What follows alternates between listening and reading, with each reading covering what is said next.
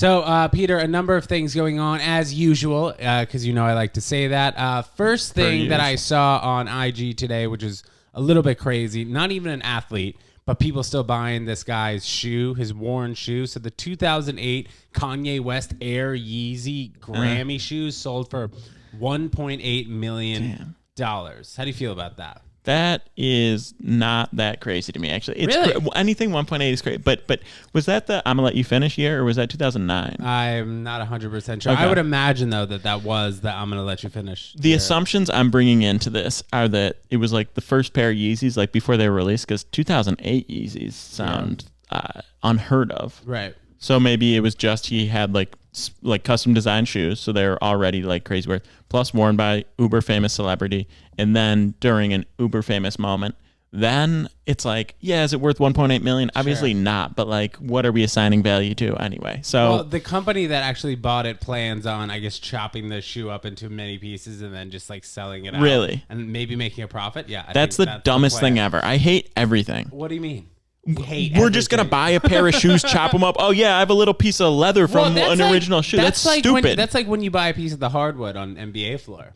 Yeah, but even that, like, thing, or get a piece of the U.S. Open net. If you're a diehard fan of Kanye, and you want a little piece of his shoe, how can that be worth anything to you other than like $100? I don't know, man, but this also brings up the point that's embarrassing of like NFTs. You know, wouldn't you say that somebody owns like a piece of a picture? No, they own the what picture. No, they own the picture. Well, but it's still dumb. No, but it depends how many copies of the picture there are. You know, in some cases there could be 100 copies. Yeah, but we're not talking about copies. We're talking about them having rights to the original, the OG versus the print. So you don't think that these people who bought Kanye West shoes from 2008 VMAs shouldn't sell it, Grammys rather? I mean, if they sell bits of his sneakers and make more than one, it does look weird. I'm just trying to play. I think I'm playing devil's advocate. Yeah, I'm not saying this isn't against you. I'm just saying everyone is.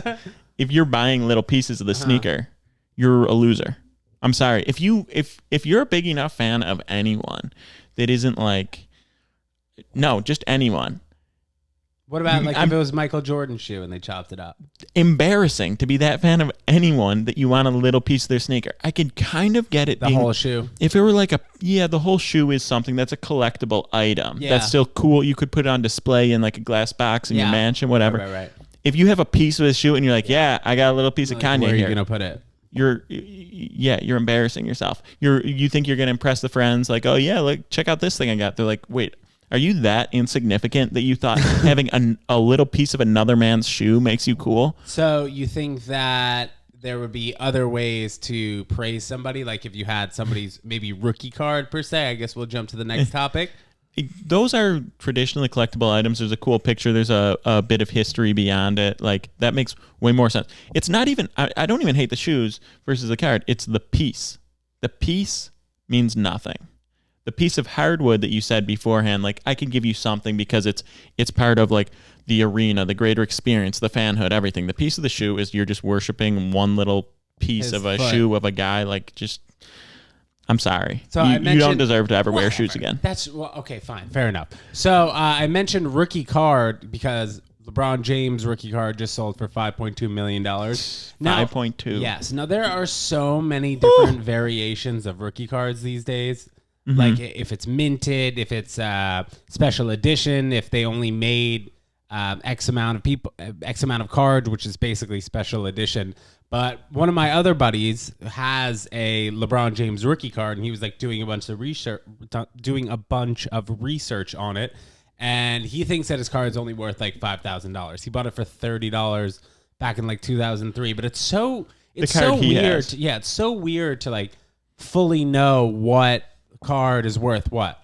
You know what I mean? I mean, do you have any experience with rookie cards besides the Josh Allen one that I so graciously gave to you? Well, that came in the case, which meant it had been specially cased and appraised. So the condition has been like at least the condition was verified and everything, right? The condition and the authenticity, and those people they assign value, which is kind of like I know that's normal for a lot of collectibles, not just baseball or cards in general.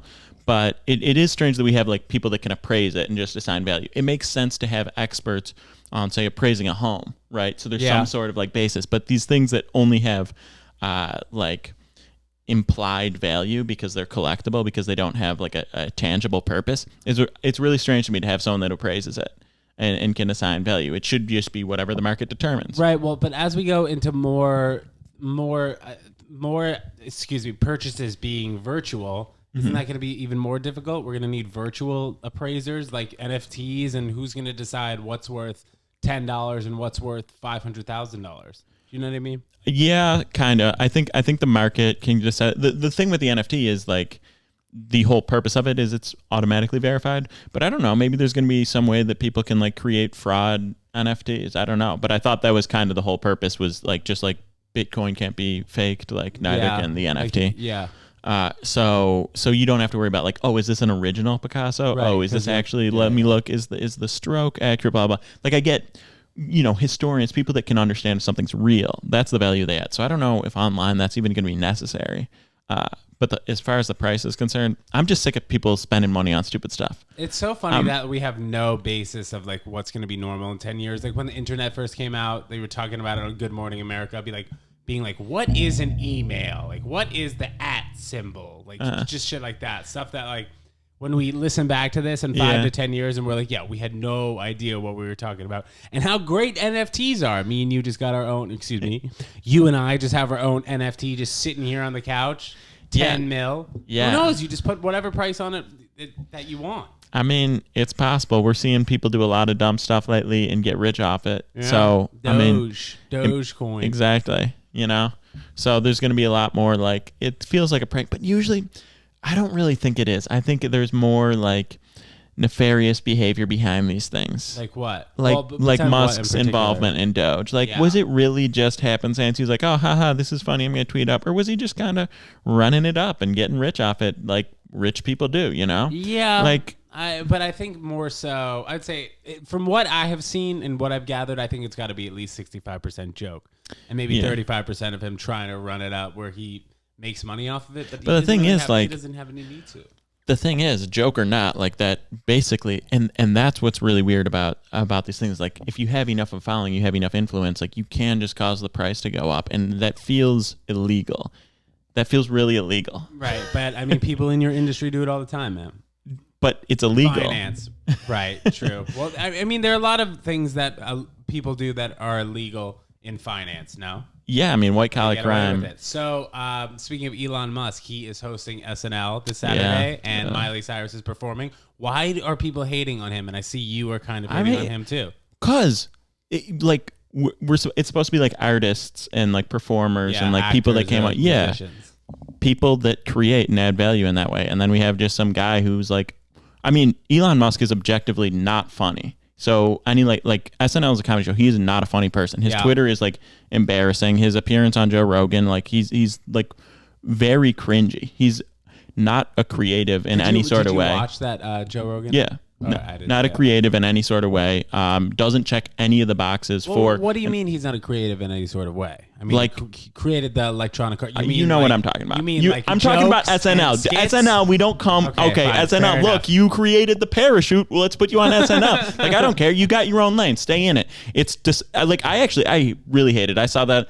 Okay, yeah, Elon Musk is going to come be on SNL and take a spot from like someone else, some actual performer that people could connect with and be like, oh yeah, I'm going to get involved in this person. Yeah, they always have a musician to perform, which would be almost as stupid as if you had Elon Musk be the performing musical artist. Like he has no right to be there, but he now is a partial owner in, or he's on the board with WME, which is like the biggest artistic agency. Yeah, William Morris. Yeah, and that's probably a big reason why, or something. Like just leave something for the rest of us. You come in here and now you're going to be on SNL. You did nothing to get there. You didn't do any of the steps in being a performer, in building a following, and creating worthwhile art that people want to consume. Do you think that you would have had this energy if we were talking about this on air in 2015 about Donald Trump?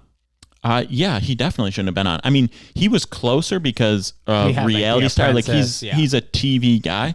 I think it was. I think it was a terrible idea that he was on and led to a bad presidency. Right. Who knows? And then also him the Comedy Central roast, but that was a few years ago. Yeah, but again, like, I mean, that's different. Elon Musk, I'm pretty sure he can never run for president because he's not U.S. born. And I'm pretty sure that's a prereq. That's true. So at least we can avoid that. But like, why do we need to give more attention or power to like the people that are already running the world when this is for people to be entertained? I see that you're so passionate about this, and I appreciate it. But at the same time, the guy is very well known. People seem to like him. I don't see why it's such a big deal. Because they do sketches. He's taking a spot from somebody, from like an artist for sure, or an entertainer, or whatever it may be. But I don't know. We'll see how he does. They do sketches. They have performers. The show is going to be bad because you have a bad performer on there. Okay. And now they have to do bad things around this guy. Maybe like, oh, we're going to do like an Elon Musk and we're just going to rely on reputation. We're just going to like everything. If you know Elon Musk, you're going to get it, instead of like people acting and taking on different characters, because that's what acting is. Okay. I hate it. It makes me hate SNL, honestly. Like, it's probably the most embarrassing move of 2021 in the entertainment industry. Interesting. Yeah. We didn't even have this like on the plug to talk about today. Yeah. I didn't know you were this passionate about I'm disgusted by it. Like, I couldn't think of a worse person to be on there. What do you think's the number one reason you're so upset about it, though? Just because he doesn't deserve it? Is that like your reasoning? Yeah, because someone that has no experience or has established himself in that lane at all, just used wealth and power and fame to take the spot from the people that are supposed to earn it. And it's not like these are nobodies going on and getting recognized on there. It's like celebrities already. But you're just taking a show to give attention to a businessman who is already like has so much, and for no good reason. And now we need to, like, just have bad entertainment, because why not just get the ratings up, give it to someone famous? Oh, Elon's on, let's see what that's going. And that's the direction we're headed on. Just it's the clickbait of TV now, and it's pathetic for the network, it's pathetic for the show, it's pathetic for anyone who does comedy or creates art in any sort of performative way. There were a couple people on the show that spoke out against him too. They're like not happy about it. But I would be furious if I were on the show and I'm writing sketches for some fucking CEO. I would be furious. So like, oh, we have any actor or performer on, like, oh yeah, we can write sketches for him. Now I have to sit in a room and Elon Musk is going to have input on the sketch I wrote. I'm on SNL. I'm an expert in writing sketches. And now some guy who tries to be cool, like doesn't even know how to smoke weed on Joe Rogan and talks about space. How did he smoke weed on it, by the way? I saw like the 5-second clip, and when he was like kind of paused and puzzled right after he smoked. Did he inhale or what? Did he put like a Bill Clinton? I think he kind of faked it. Yeah, I think he kind of faked it. Well, was he high afterwards? Could you tell? I mean, the guy always sounds stupid. Right, and slow. Yeah. So like he could have potentially been high. Yeah, it's hard. He didn't seem significantly different. Yeah. Maybe Pete Davidson will offer him some and he'll pass out beforehand, and he won't go ruin Saturday night. I guarantee we're going to see at least one sketch on Dogecoin. Mm-hmm. One sketch on which already should have happened. What do you mean? Like that's gonna be old news. SNL's topical. Like Dogecoin, we shouldn't even. But here we're gonna, give it to Elon. Yeah. So today, Joe Biden was saying that if you have been vaccinated, you don't have to wear your mask on the street. Saw that. Overdue, or I guess mask outside rather, unless you're in a large group of people who are close by. How do you feel about that? I'm not the expert. I assume this is like CDC guidelines he's sharing with us. It's always great when we hear progress. Yes, you know what I mean? I agree. It's another step in the right direction. It's a little like, I'm almost a little surprised. Really? I feel like, the communication we're getting from the government is always going to be a little bit, or even should be a little bit hesitant, because, some people will take advantage of it. So we have to, treat everything with caution. So the fact that they're saying like, hey, congrats, you don't need to wear the mask, and knowing that so many other people, it's not like it's mandatory outside, but that so many other people that aren't vaccinated are going to start doing that. Like, and they've factored that into their models on the spread of it. I would agree. That's encouraging. The numbers are encouraging lately. It's definitely, I'm getting my second shot later this week. Yeah, in New York for sure. Yeah. So I think that's exciting. Yeah.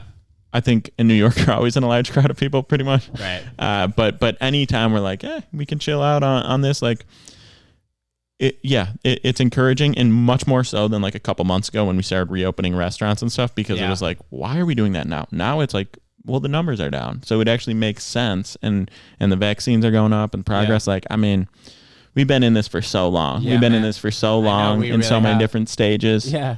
I'm curious to see when the Starbucks and the grocery stores of the city and I guess of the country are like, okay, you only have to wear masks if you want to wear a mask. You know, I would think that a Starbucks situation or a Whole Foods type, they would have to be like a nationwide saying like, this is what we're going to do, just because it wouldn't work state by state. Yeah. But I would think that within the next few months, they're going to announce kind of the same thing for indoors. You know, like once enough people are vaccinated and international travel is potentially not resuming yet, you know, just because like America is figuring it out with the vaccine. There are other countries that still haven't really gotten like India's in horrible shape. So like if you keep the borders closed to like, I don't know, Europe and other countries in the world, it just seems like we're gonna get to be maskless inside faster. Do you know what I mean? Yeah, I don't know, but it's gonna take one of these big corporations to be like, all right, you guys don't have to wear masks inside anymore. Like a corporation that's not like Ralph's or just in like a select few states. I don't think it'll be. I think it'll probably be government and then major corporation. You know, because we have state by state and. Okay, so you think Joe Biden will be like, all right, you don't have to wear it inside starting in September. He'll say it, and then Starbucks and Whole Foods will like slowly adjust. Like you'll still have some baristas and people checking out your groceries with masks. Well, that's on. the thing. I think it's also just going to be like an Asia type where you know you see like one out of every 3-4 people wearing masks and. Nobody like gives each other a hard time if a person's wearing a mask or a person's not wearing a mask. Yeah, I would be surprised if, especially in New York, we don't see some people with masks for the next decade, or if it's just a permanent thing, like at least on subways or whatever, right. like, or where people think like the air could be considered dirty. Maybe people wearing masks in the sauna at Equinox. Yeah, or even just like that could be a good movie. You don't have like coronavirus doesn't exist anymore, let's say, but you know you feel like maybe you're a little under the weather. You go into work, you toss on the mask. I mean, hopefully it's just you don't go into work. Yeah, and people are more cautious about that sort of thing moving forward. But yeah, I think we'll see that. I mean. Yeah, progress is great. I'm like, you know, I'm not begging for the next step because I'm terrified of an uptick, but it really is encouraging. Why are you terrified? I mean, if we have an uptick, then you know the despair. Life is going to close down? I mean, not like it once did, but if it got bad once again, that would just be so devastating with all the hope that exists right now. So I'd much rather have like a slightly slower trip back to normal. So yours is not from a personal selfish standpoint. It sounds like you are just hoping for the greater of all good, which is commendable. Yeah, I mean, but I'm not gonna lie, that affects me. Like if everyone, the energy I get from people around me is much better now than it was 2 months ago, 4 months ago. Throughout all this, even like from me. Just from you think? I don't think it was bad then. I'm just saying life is better, energy's better, my life is better. Is. You're right. I just think that like the comedy clubs thing, man, that was like one of the weirder things on what day did I do that show? Either Saturday or Sunday when it was just like me on stage and I was just looking at like 60 masks in the crowd. I didn't like it. I know. Especially not really being able to tell if people are like digging certain jokes or whatever, man. That was like a part I really didn't expect. You know, like I feel like in the past I've definitely fed off smiles. Yeah. You know, now I'm feeding off. I mean, maybe you just should level up to laughs. Oh shit! No, dude, come on, bro. You know what I'm saying, dude. I know what you're saying. All right, well, Peter. So let's we'll end that story with that mean note by you. I know, I know you just playing. So, Peter, you're noticing the studio is not maybe as clean as it usually is. Yeah, I'm disgusted. But it looks pretty good. Thought about throwing a mask on. So, I wanted to ask you a question before we get into this listener email in a few minutes. Have you ever relied on someone, maybe not consistently, but definitely relied on someone too many times, I should say, and you realize that you shouldn't rely on them anymore, but you really, really want to rely on them? Yeah. Should I go first? Actually, I just thought of it. Oh, let's hear it. Yeah. Go ahead, bro. There's this dude. I'm just going to name names. It's not going to do it. Fucking Alexander. There's this dude. His name is Tanner, and I went to high school with him, and you know, we didn't talk after high school, 4 or 5 years, whatever it was, maybe like a social media interaction or two. Yeah. And we found ourselves in LA, and we're like, yeah, you know, let's hang out. We should go like get drinks. He bailed. I bailed. This one was more mutual. But how did you know? I've always been interested. Sorry, my bad, man. But I've always been interested to know how the bails actually happen. You know, when it's like we should get a drink like next Friday, and then you both don't hit each other up. But go ahead. Sorry. It was like we made plans and very light plans. Yeah, light plans, and then I think it was a little bit of a mutual go / like let's not confirm. That one was kind of mutual. I love that. We're both like, do we really, just because we knew each other, do we really gotta do it? Know, and then he hits me up in 2018 about this business opportunity, right? And he tells me the details. He's like, I'm working on this. I guess I won't go these specific, but a pretty big name alcohol line. Or tequila line. What he wanted to what? He was working on. He knows I'm a finance guy. He's like, can you put together a pitch deck? And I was like, this is what I need for you. This, that. He ghosted me after that. Then he hits me up in 2019. Wait, sorry, man. He asked you for all these things that he needed for a pitch deck. Yeah. And you gave it to him. No. He said, I need a pitch deck on this. This is what we're doing. I said, okay, I need this information. I'll put the deck together. You told him I need this information. Okay, cool. Then he ghosts, right? Then he hits me up in 2019, says, hey, man, I know we kind of fell off before, but I got this opportunity, some sneaker line, some radio network, kind of same deal. This is what's going on. I say, yeah. That's how he positions himself. I don't know what's legit because of the times I've been ghosted by this dude. So this is what I'm working on. I was like, okay, I just need better communication from you than last time. At this point, it's hilarious to me. I know he's going to ghost, but there's no way I'm ever ignoring this guy's text just because I want to see how long he can keep this up. Ghosts me. Okay, that's 2019. 2020 comes around, beginning of the pandemic. Hey, man, I'm doing this podcast. I want to talk to different creatives and whatnot. I want you on. We record the episode. That comes through. This is in New York. We did it via Zoom. Okay. He's in LA. And, so we're on there. I don't mention all the ghosting, whatever. We record an episode. On the episode, right? Yeah, we get it done. The podcast, he kind of doesn't happen. He doesn't launch. Never happens. A couple months later, I hit him up for some artwork. He's a graphic designer. And I was like, oh, you wonder if you could take this picture and turn into whatever? He goes, yeah, the blah, blah, this is what I'll do. I'll do 3 looks, whatever. Here's the first look. I say, this is great. Can you do this and this? Ghost me.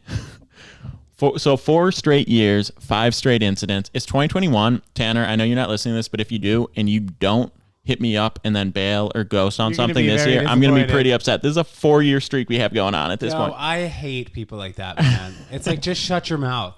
Do whatever you need to do, but just stop talking nonsense. One of my boys being yeah, I'm going to get a 6-pack like you this year, Jones. All right, cool, great. Go ahead, do it. Yo, I think I'm going to dunk this year, Jones. I'm going to dunk a basketball. All right, bro, you're 5'11". Cool. Go ahead, do it. Yeah. Yo, I'm going to make so much money this year, Jones. Cool, great, do it. Guys, stop talking so much. More action. Ooh. You know what I'm saying? Ooh. Okay. So, bro, I I have a bone to pick though. Pick it. That's for the initial reason that I brought this topic up, man. The studio not being as clean as I usually like it to be. My housekeeper is super, super unreliable. She'll say that she's going to be here at 10 a.m. on a Monday morning. And when she does come on Monday morning, she doesn't end up showing up until 1:30 p.m. So it's no longer the morning. It's still Monday. Shows up 3.5 hours late. And then this was on Monday. So a few days ago, we had scheduled the date. I confirmed it twice with her. Then Sunday night comes around, and I asked what time she's going to be there. I'm Monday morning, tomorrow. She ghosts me. I'm not sure if you saw the story. I would literally send her 5 texts in a row. Just take a look. I did not. Actually, I think I did. I think I did. So sometimes I just flip. Yeah, just scroll quickly. Yeah. Peter watched it. So I text her 3 times the night before. She doesn't respond. And then the day comes and I end up just hitting her Monday night. And she's like, oh, Teddy, I can come clean now. Are you at home? Yes, I'm at home, but I don't want you to come clean my freaking studio for 3 hours while I'm sitting here. Yeah. So I was just super upset. She does such a great job, which is so annoying and so aggravating. And it's the universe is trying to tell me they're going to teach me the same lesson until I get it. But where do I find a cleaning lady? If you have a cleaning lady or a cleaning man that I should use and you really are confident in him or her, and it takes them, 3 hours to do 500 square feet, let me know. Hopefully it's at a reasonable price. But I was paying $80 for 3 hours. TedJonesWorld@gmail.com. Seriously, I'm very disheveled about this, man, because there are things that I wait for sometimes, when it comes to cleaning or whatever. If I'm not going to mop my floor on a Sunday because I thought my floor was going to get mopped on Monday, Now, bro, I really don't have an hour during the week just saying to mop my floor and change my bed sheet and that comforter that takes fucking 4 hours to fold over on each of the 4 sides. You know what I'm talking about? Usually it takes 2 people to do it. Sorry, man. I was just flustered today. It was just like, please be more reliable, you know? And then just like not responding to my text. It's so weird. And like, dude, $80 cash for 3 hours? That's a lot of money. Yeah. Cash. She doesn't have to report it. No taxes, Peter. I know you like the sound of that. You know what? She can show up late whenever she wants. If you know what I mean, though, man? Like, if you were getting what's that math? It's $26.67 an hour. 66? It's 6666666. We round off because 4 6 figs. So that's if you were at a real job, man. What's that? But pre-tax, $45 an hour, something like that. I mean, not quite that bad. In New York, almost. It's like 40. Yeah. Well, let's discuss that. You're making $40 an hour. How much are you making a year? It's like $150 a year. What? If you're working 12-hour shifts, I don't know. I'm just saying, if anybody has a housekeeper that they really recommend, tedjonesworld@gmail.com, Ted Jones World on Instagram, because that's the only Instagram that I have currently. Or I'm Peter Moran. If you want to shoot Peter a DM and let him know what housekeeper you think would be good for both of us, that would be great. Do you have a housekeeper? I do not. Right. So, but like having a roommate, I think like you guys can divvy it up, being like, all right, just like keep it. There's clean. no divvying. No, I'll tell you that. Okay, tell me about it. You do a lot of cleaning? I don't do a ton of cleaning. No one does a ton of cleaning. So how does the sink look? The sink looks fine. I take care of the sink. I cleaned the tub today. Look. Clean the tub. Ooh. Yeah. I'm on top of my stuff for the most part. My bathroom, I'm not going to brag about it. The rest of stuff, I clean it as I need to. It's New York. It's a tiny apartment. It is what it is. It's hard to keep it clean. I do my best. When I get the next place, it's all mine. It's going to be exactly the way I want it to be all the time. And I really look forward to taking ownership over that. So, Peter, I guess we'll transition into the email. I just peeked at the email and I'm already giggling to myself over the topic. So, will you do the honors here and just go over this email? Can I do these honors? Yeah. A lot of topics today. A lot of us being annoyed. But ultimately, man, you and I just have a happy-go-lucky view on life. Speak for yourself. Okay. Well, I do. Elon Musk. I hope Elon Musk kills himself on live television. All right. Jesus Christ. All right. Fine. Maybe we censor that. All right. George. On that note, George 29. Wife loves to talk during movies. All right, pretty self-explanatory title on this guy. Hey guys, love the pod, and the advice is always solid. I'll keep this simple. My wife loves to talk during movies. She reacts, she asks questions, she adds commentary.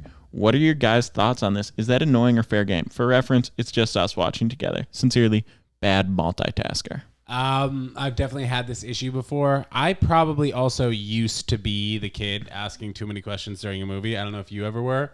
But ignoring usually goes a long way when you're watching a movie, or like just being like, oh, like pointing at the screen. Not giving eye contact and pointing at the screen is a good one. Peter, if you tell me and like I'm, what was it, Jeffrey? George, sorry. If I'm George and like you're saying something to me, you're like, well, why did that happen? Why is she wearing that skirt? Or whatever. I'm just like looking at the TV, a light, like, oh, let's watch. I don't know. Yeah. Eventually, I think the person will take a hint. Yeah. They should take a hint. So yes. I want to just point out, I think you gave your answer in telling your technique for getting someone to stop talking during the movie. Right. That you think, yes, it's annoying. And for sure. Absolutely. My first thought was no, it's not. But I realize it really depends on the person, because I'll respond. If it's someone, like if it were this is your guy's wife, like if it were someone I'm that close with, I don't mind. We're in this show together, we're in whatever, we're adding to it. We're making some jokes, we're making some comments. If someone asks me a really question about the plot. What is he doing? The question when we're watching this for the first time. I don't know. I don't know with you. But there also might be a plot thing like, hang on, do you have any idea why he's there? And that person might actually have noticed something I didn't. I don't mind that, but that's a very select few watching partners that I'm gonna get into, and then I really do want to get into it. I'm gonna react. I'm gonna I react really hard when when people get hurt. Like even if it's a cartoon, even if it's like Family Guy and like the rooster comes out and punches it, I get startled. Rooster fight. Right. Yeah, so I understand him not appreciating it, and it is what it is. I will say though, since I'm like selective with my watching partners on who I'd speak with, if it were my wife, I would probably, unless maybe she's just asking questions that, you know, are obvious and that is definitely annoying. That is probably what you're referring to. Yeah, if it's that question. If it's that, whatever. If you guys want to make comments, add on. Why isn't she wearing a sweatshirt? I like it being a social experience. Oh, you do? Yeah. Yeah, I don't really mess with that. Yeah, I understand. There's my solo shows. So then what do you think that George should do if he really can't stand it though? Should he do what I was saying? Yeah, probably. I mean, yeah. Like if you don't want to answer, don't answer. And if it's gonna be a problem, see what happens. Because I'll do this a lot. Someone makes a comment while I'm watching, and I'll be, yeah, I think that. And that's just because I'm also a terrible. I've noticed that you do that sometimes. Not like, yeah, but I don't feel like when you're ignoring me. I feel like if you're multitasking, you're doing something like you're typing on the phone and then you'll start talking and then we'll zone back out into the phone. Yeah, I'm a very not a good multitasker. Very bad multitasker. Very like part of it I kind of like I'm trying to be a present person. Yeah, I'm trying to like. We'll touch this now. The multitasking, texting and talking never works. So I've gotten to the point where like I know how annoying it is. As soon as I talk, if I'm talking to someone, they take out their phone, whatever I give them, I know I'm going to get a bad response. I know they didn't fully hear me. Even if they're doing their absolute best, it's bad. I only have half their mind. I hate it so much. So I don't want to be that person to them. So if I need to, hang on, let me just send this text. Nice. I'm listening to what you're saying. Let me just send this text so I can pay attention, because if I'm thinking about the text that I need to send, or I'm texting while doing it, like, yeah, people do it all the time, and it's so annoying. Like you're fooling yourself. You're a horrible conversationalist if you're on your phone during it, and your texts are probably bad too.